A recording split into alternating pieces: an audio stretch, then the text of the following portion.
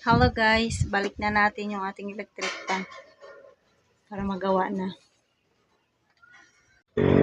Bago ang lahat, nandito nga tayo sa vulcanizing guys. Nagpa-vulcanize tayo dahil butas yung ating gulong na naman. Ayan, ikabit na natin guys. Okay na to, sure na talaga siya. Sure na nagagana na. Kasi kahapon, hindi naman nilagyan kasi ng langis yung dun sa may loob niya. Nasaan yung tools?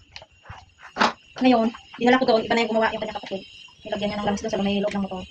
Sa may ano kasi nga, nag-stack up siya. Natuyuan na, wala ng langis.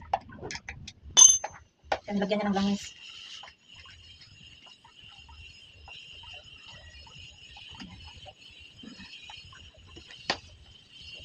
Ay, siya. Kasama.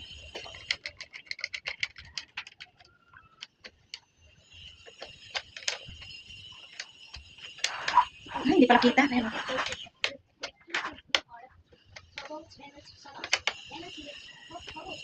Nalagkit na.